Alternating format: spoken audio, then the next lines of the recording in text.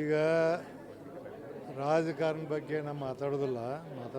ಆದರೆ ಇಂಥ ಪರಿಸ್ಥಿತಿಯಲ್ಲಿ ತಕ್ಷಣ ಮಂತ್ರಿಮಂಡಲ ಮಾಡಿ ಮಂತ್ರಿಗಳನ್ನ ಡೆಪ್ಯೂಟ್ ಮಾಡಿ ರಾಜ್ಯದ ಜಿಲ್ಲೆಗೆ ಒಬ್ಬೊಬ್ಬನ ಡೆಪ್ಯೂಟ್ ಮಾಡಿ ಎಲ್ಲೆಲ್ಲಿ ಮಳೆ ಆಗಿಲ್ಲ, ಎಲ್ಲೆಲ್ಲಿ ಬರ ಐತೆ ಅವರೆಲ್ಲ ಇಮಿಡಿಯೇಟ್ಲಿ ಕಾಳಜಿ ತಗೋಬೇಕಾದ್ರೆ ಸರ್ಕಾರ ಕರ್ತವ್ಯ ತಕ್ಷಣ ಮಾಡ್ಬೇಕಂತೇಳಿ ನಾನು ಸಹಿತ ಒತ್ತಾಯವನ್ನು ಮಾಡಿದ್ದೀನಿ, ಈಗೂ ಮಾಡ್ತೀನಿ. ಸರ್, ಈಗ ಮಹಿಳಾ ವಿವಿ ಹೆಸರಿಗೆ ಮಾತ್ರ ಆಗಿದೆ, ಮಹಿಳಾ ಸಬಲೀಕರಣಕ್ಕೆ ಆರ್ಥಿಕ ಶಕ್ತಿ ಇಲ್ಲ. ಎಲ್ಲರೂ ಬರ್ತಾರೆ, ಒಂದು ಘಟಿಕೋತ್ಸವ ಮಾಡ್ತಾರೆ, ಹೋಗ್ತಾರೆ, ಅನುದಾನ ಕೊಡ್ತಾ ಇಲ್ಲ. ಈ ಸರಿ ಏನಾದ್ರು ನೀವು ಅನುದಾನಕ್ಕಾಗಿ ಈಗ ನಾನು ಅನುದಾನ ಕೊಡೋಕೆ ಬರೋಂಗಿಲ್ಲ, ಕಾನ್ಸ್ಟಿಟ್ಯೂನ್ಸಿನ ಅಂದಲ್ಲ ಇದು. ಈ ಜಿಲ್ಲೆ ನಾನು ಬಿಜಾಪುರ ಜಿಲ್ಲೆ ನಾನು ಬಟ್ ಕೊಡೋಕೆ ಬರೋಲ್ಲ, ಬಟ್ ಕೊಡಿಸ್ತೀನಿ ಬೇರೆಯವ್ರ ಕಡೆ. ಸರ್ಕಾರಕ್ಕೆ ನೀವು ಇದು ಮಾಡ್ಬೋದಲ್ಲ? ಸರ್ಕಾರ ಅದೇ ಹೇಳಿ ನಾನು ಮೇಡಮ್ಗೆ ಹೇಳಿ, ಒಂದು ಪ್ರಪೋಸಲ್ ತೊಗೊಂಬರುತ್ತೀನಿ. ನಾನೇ ಮೀಟಿಂಗ್ ಕರಿತೀನಿ, ಫೈನಾನ್ಸ್ ಸೆಕ್ರೆಟ್ರಿನ ಮತ್ತು ಎಜುಕೇಷನ್ ಸೆಕ್ರೆಟ್ರಿನ ಕರೆದು ಮಾಡಿ ಒಟ್ಟು ಸ್ವಲ್ಪ ಆದರೂ ಏನಾದ್ರು ಮಾಡುವಂಥ ಜವಾಬ್ದಾರಿ ಮಾಡ್ತೀನಿ. ಸುಳ್ಳು ನಾನು ದೊಡ್ಡದಾಗಿ ಭಾಷಣ ಮಾಡೋದಿಲ್ಲ. ಬಟ್ ಮೇಡಮ್ಗೆ ಹೇಳಿ ನಾನು ಪಿ ಸಿ ಅವ್ರಿಗೆ ತೊಗೊಂಬರಲಿ, ಖಂಡಿತವಾಗಿ ನಾನು ಮಾಡಿ ಕೊಡ್ತಾ ಅಂತ ಕೆಲಸ ಮಾಡಿ ಆಫ್ಟರ್ ದಿ ಸೆಷನ್. ಸಭಾಪತಿ ಸ್ಥಾನದ ವಿಚಾರವಾಗಿ ಆಡಳಿತ ಪಕ್ಷದವ್ರನ್ನ ಕೊಡಿಸ್ಬೇಕು ಅಂತ ಅವರು ಇದು ಮಾಡ್ತಾರೆ. ಅವರು ಕುಡಿದಲ್ಲಿ ಯಾರು ಬೇಡ ಅಂತಾರೆ. ಸಿಎಂ ಒತ್ತಡ ಆಗ್ತಾ ಇದ್ದಾರೆ ನಿಮ್ಮ ಮೇಲೆ, ಹಾಸ್ಪಿಟಲ್ನಾಗಿದ್ರು ಕರೆ ಮಾಡಿ. ಇಲ್ಲಿವರೆಗೆ 1956ರಿಂದ ಇಲ್ಲಿವರೆಗೆ ಒಬ್ಬ ಸಭಾಪತಿ ಮೇಲೆ ಅವಿಶ್ವಾಸ ನಿರ್ಣಯ ಮಂಡಿಸಿಲ್ಲ. ಸಭಾಪತಿಗಳು ತಮ್ಮ ಪೂರ್ಣವಾದಂಥ ಪೀರಿಯಡನ್ನು ಮುಗಿಸ್ಯಾರ. ಇವರೇನೋ ಹೊಸ ತೆಗೆದಾರೆ ಇವರು. ಅದು ಪ್ರಜಾಪ್ರಭುತ್ವದಲ್ಲಿ ಇವೆಲ್ಲ ನೋಡಿ.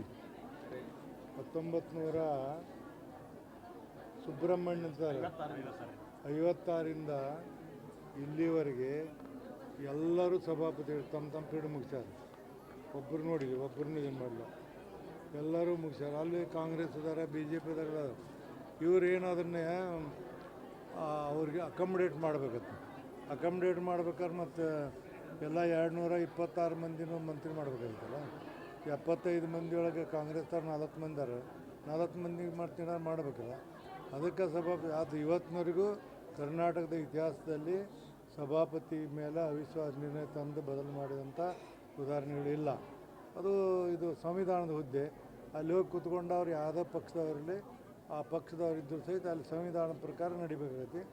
ಯಾರು ಸಭಾಪತಿ ಇದ್ದೀನೋ ಅವರಿದ್ದು ಅಂದ್ರೆ ಅವ್ರ ಪರವಾಗಿ ಮಾಡ್ಬೇಕಂತೇಳಿ ಅವ್ರನ್ನ ಮಾಡೋಕ್ಕಾಗತ್ತೆ ಅನ್ನೋದು ಆಗೋದಿಲ್ಲ.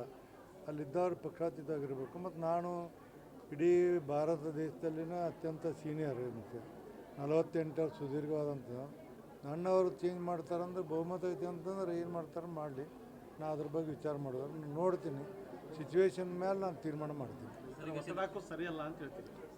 ಅವ್ರು ಒತ್ತಡ ಹಾಕ್ತಾರೆ, ಸರಿಯಲ್ಲ ಅಂತೀರಿ? ಒತ್ತಡ ಹಾಕೋದಲ್ಲ, ಯಾವಾಗಾದರೂ ಸಂವಿಧಾನ ಪೀಠದಲ್ಲಿದ್ದಂಥವ್ರನ್ನ ತೆಗೆಯುವಂಥದ್ದು ಅಥವಾ ಅವಿಶ್ವಾಸ ನಿರ್ಣಯ ಎದಕ್ಕೆ ಮಂಡಿಸ್ತೀರಿ? ಕಾರಣ ಬೇಕು. ಒಂದು ಭ್ರಷ್ಟಾಚಾರ ಮಾಡಿರಬೇಕು, ಪಕ್ಷಪಾತ ಮಾಡಿರಬೇಕು, ಏನಾರಾಗಿರ್ಬೇಕು, ಕಾರಣ ಬೇಕಪ್ಪ. ನಿಮ್ಮಣ್ಣ ಏನಂದ್ರೆ ನಿಮ್ಮ ಮೇಲೆ ನಮ್ಗೆ ವಿಶ್ವಾಸ ಇಲ್ಲ, ನಿಮ್ಮ ಮೇಲೆ ನಿಮ್ಮ ವಿರುದ್ಧ ಅವಿಶ್ವಾಸ ಮಂಡನೆ ಮಾಡ್ತೀವಿ. ಏನಂತ ಮಾಡ್ತೀರಿ ನನ್ನ ಮೇಲೆ? ನಾ ಏನೇನು ಮಾಡಲಿಲ್ಲ ಇವತ್ತಿನವರೆಗೂ. ಮಾಡ್ತಾರೆ, ನೋಡೋಣ ಸಿಚುವೇಶನ್ ಏನು ಬರ್ತದೆ, ಅದ್ರ ಪ್ರಕಾರ ನೋಡಬೇಕಾಗ್ತದೆ. ಅವ್ರು ಕೆಲವರು ಸೀನಿಯರ್ ಹೇಳ್ತಾರೆ ಸರ್, ಬೇಡ ಹೊರಟವ್ರು ಬೇಡ, ಅವ್ರು ಅವಧಿ ಮುಗಿಲಿ ಅಂತೇಳಿ. ಇನ್ನು ಕೆಲವರು ನಮಗೆ 90% ಜನ ನನ್ನ ಪರವಾಗಿದ್ದಾರೆ. ಅವರು ಸದನ ಸರಿ ನಡೆಸ್ತಾರೆ, ಸಾರ್ವಜನಿಕರು ಹೇಳ್ತಾರೆ, ಮಾಧ್ಯಮದವ್ರು ಹೇಳ್ತಾರೆ, ಅವ್ರದ್ದೇ ಆದಂಥವ್ರು ಸೀನಿಯರ್ ಮಂದಿ ಹೇಳ್ತಾರೆ. ಬಟ್ ಅವರು ನೋಡೋಣ, ಅವ್ರದ್ದು ಏನೇನು ನಡೀತದೆ ನೋಡಿ. ನನಗೇನಿಲ್ಲ, ನನಗಂಥ ವಿಷಯ ಬಂದರೆ ನಾವು 1 ನಿಮಿಷ ಅಲ್ಲಿ ಕೂಡೋದಿಲ್ಲ. ಅದ್ರ ನೋಟಿಸ್ ನಾನು ನೋಡಿನಿ ಅಂದ್ರೆ 1 ಸೆಕೆಂಡ್ನಲ್ಲಿ ರಾಜೀನಾಮೆ ಕೊಟ್ಟು ಮನೆಗೆ ಬರ್ತೀನಿ. ನನ್ನ ಗೌರವಕ್ಕಿಂತ ದೊಡ್ಡದಲ್ಲ. ಎಲ್ಲ ಸ್ಥಾನಮಾನ ಉಂಡಿನಿ, ಎಲ್ಲ 4-5 ಖಾತೆ ಮಂತ್ರಿ ಆಗಿದ್ದೀನಿ, 3 ಸಭಾಪತಿ ಆಗಿದ್ದೀನಿ, ಇಷ್ಟು ಸಾರಿ ಶಾಸಕನಾಗಿದ್ದೀನಿ, ಎಲ್ಲವನ್ನು ಉಂಡೆ. ಬಟ್ ಗೌರವಕ್ಕಿಂತ ದೊಡ್ಡದಲ್ಲ. ಗೌರವದಲ್ಲಿದ್ದ ಸ್ಥಾನದಲ್ಲಿದ್ದಂಥವ್ರನ್ನ ಅಗೌರವ ಮಾಡೋ ಪದ್ಧತಿ ಒಳ್ಳೆಯದಲ್ಲ. ನಾ ಅಗೌರವ ಮಾಡಿಲ್ಲ ತಯಾರಿಲ್ಲ, ಮತ್ತು ನನ್ನ ಎಥಿಕ್ಸನ್ನು ನಾ ಬಿಡೋದಿಲ್ಲ.